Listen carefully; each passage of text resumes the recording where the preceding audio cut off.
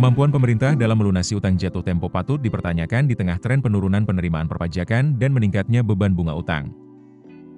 Dalam hitungan kontan, utang jatuh tempo yang harus dibayarkan pemerintah pada periode pemerintahan Prabowo selama periode 2025 hingga 2029 mencapai sekitar 4.000 triliun rupiah. Pada tahun 2025 saja, utang jatuh tempo mencapai 800,33 triliun rupiah, dengan bunga utang sebesar 552,85 triliun rupiah. Peneliti Pusat Makroekonomi dan Keuangan Indef, Riza Anissa Pujarama mengatakan, total utang pemerintah pusat per Juni 2025 sudah mencapai 9.116 triliun rupiah, dan jika mengacu pada laporan keuangan pemerintah pusat, LKPP, jumlahnya bahkan sudah menyentuh 10.269 triliun rupiah.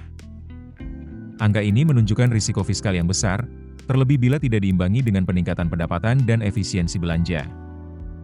Menurutnya, beban bunga utang kini telah menyentuh 20% dari total belanja pemerintah pusat, melampaui belanja pegawai. Ironisnya, belanja modal yang semestinya digunakan untuk mendongkrak produktivitas dan pertumbuhan ekonomi, justru tinggal 7%. Jika belanja modal menyusut, pertumbuhan ekonomi dan pembukaan lapangan kerja juga menurun dan ini berdampak pada penerimaan negara yang stagnan. Riza juga menyoroti bahwa rasio utang terhadap PDB saat ini telah mencapai 40%, mendekati batas maksimal 60% yang ditetapkan undang-undang. Namun menurutnya, angka 60% tidak bisa dijadikan patokan aman tanpa mempertimbangkan struktur ekonomi domestik yang stagnan.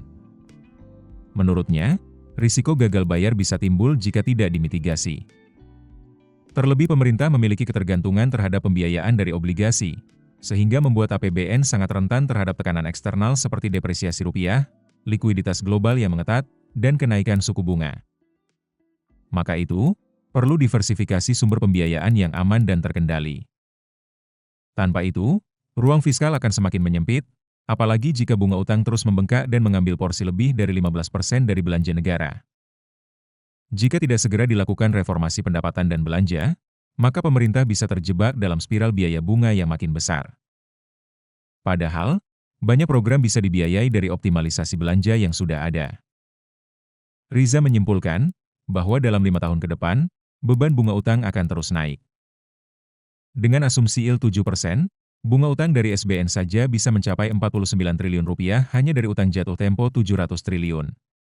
Ini belum termasuk pinjaman luar negeri. Untuk itu, program prioritas seperti MBG dan koperasi desa sebaiknya tidak ditopang utang, apalagi jika tak memberikan kontribusi signifikan terhadap ekonomi jangka pendek. Utang harus diarahkan ke belanja produktif.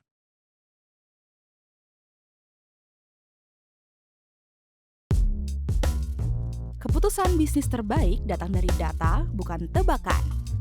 Mudah berlangganan Business Insight dengan subscribe with Google.